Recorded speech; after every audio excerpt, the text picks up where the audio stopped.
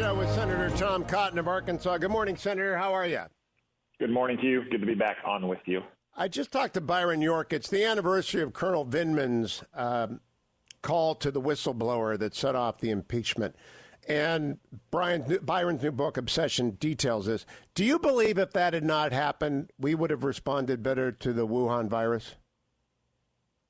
Well, Hugh, there's no doubt that in December and January, Washington was consumed with that partisan impeachment trial. I can tell you, as someone who was trying to sound the alarm as early as mid-January, most senators, both parties, and most congressmen kind of looked at me with a curious stare in their face. This is not something about which they had heard. So you're probably right that if we had not been focused on that party line impeachment vote and trial, then we might have had a little more bandwidth among some people in Washington and in the media to focus on what was happening in Wuhan in December and early January. I think when people finish reading Byron's book, Obsession, they're just really going to reconsider Colonel Vindman's testimony. A brave American soldier, no doubt about it, Purple Heart, but I think a very, very terrible miscalculation of judgment. Now, Senator Cotton, yesterday in Pittsburgh, diners were assaulted again. The president tweeted about it this morning.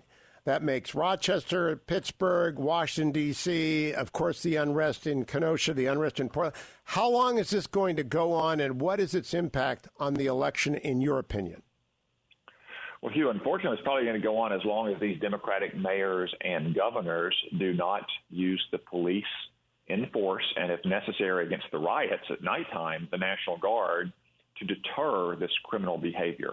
And if the police are not allowed to arrest these criminals and prosecutors do not charge them with every crime they've committed until these criminals on the streets recognize there are consequences for their actions, they're going to continue to commit these crimes.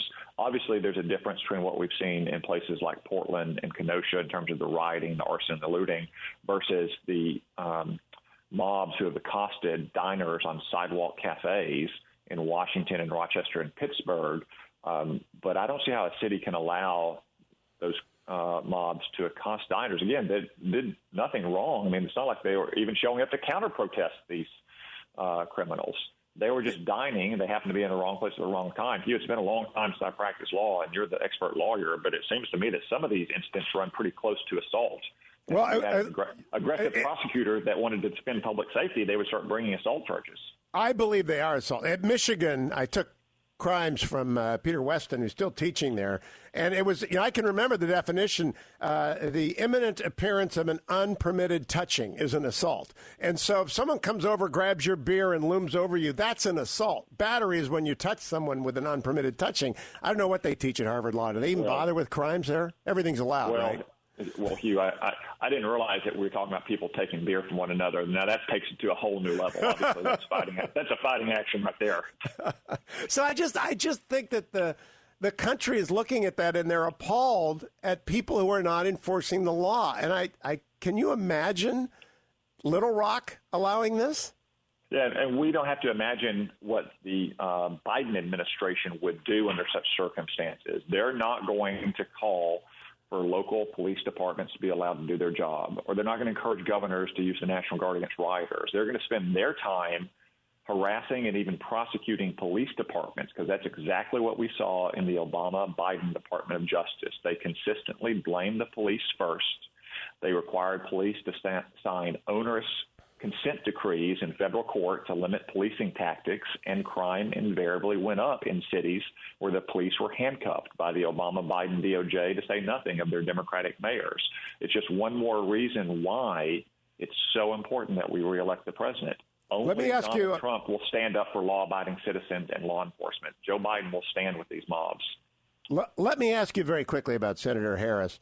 I think when she threw doubt on the vaccine, she did a terrible disservice to America. Everybody's got to be on the same page when a vaccine is approved, that people who are in risk groups take it. What were you shocked that she actually threw doubt? Because that's going to make it much more difficult to get people to become vaccinated. It's very disappointing to see Senator Harris throw in with the anti-vaccine crowd. Look, the world's leading scientists and researchers are all racing to try to find a safe and effective vaccine for the coronavirus. And I am 100% confident that those world-class scientists and researchers, along with our public health agencies, will only put on the market a vaccine that is safe and effective. Have you talked to Senator Harris yet about throwing in with the anti-vaxxers? I have not. I've not been on her short call list over these last couple of days, Hugh, if you can imagine it, when she was up instead in Wisconsin, visiting a state that Democrats have generally stayed away from for the last 4 years, like Hillary Clinton did. She will deny that she's thrown in with the anti-vaxxers, I'm sure, but I don't believe that's an inaccurate statement, Senator. Well, it's not an accurate statement at all, Hugh. I mean, she has expressed doubt and skepticism about a vaccine that doesn't yet exist. And we don't know when it might exist, but when it does exist, it will be safe and effective because it will have gone through rigorous testing and trials. Senator Tom Cotton, always a pleasure. Follow him on Twitter at @SendTomCotton. Follow me to tomorrow's show, America. Thank you, Dwayne. Thank you, Adam. Thank you, Harley. Thank you, Ben. Thank you for listening. I'll be back tomorrow on the next Hugh Hewitt Show.